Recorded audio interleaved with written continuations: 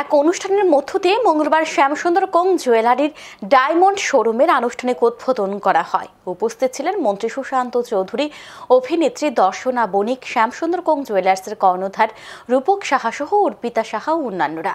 মন্ত্রী সুশান্ত চৌধুরী ফলক উন্মোচন করে শ্যামসুন্দর কোং জুয়েলারির ডায়মন্ডের নতুন শোরুমের উদ্বোধন করেন।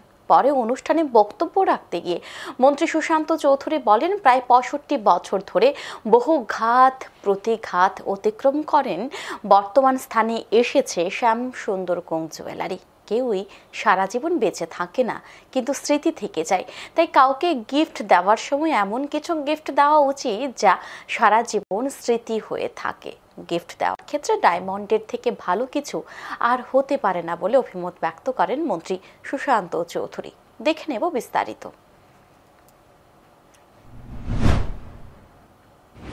যারা গিফট দেবে বা যাদেরকে গিফট দেবে এমন কিছু দেওয়া উচিত যেগুলো মেমোরেবল থাকে প্রত্যেক দিন, এবং চলার পথে এগুলো আমরা কেউ থাকবো না, কেউ থাকে না, কিন্তু জিনিসগুলো থেকে যায়, স্মৃতিগুলো থেকে যায়। সেই স্মৃতি হিসাবে যেন আমাদের মধ্যে থেকে যায় একটা আগামী দিনগুলোতে। তার থেকে ডায়মন্ডের থেকে আর ভালো কিছু জিনিস আছে বলে মনে হয় না। এখন সময় বিরতির, সঙ্গে থাকুন।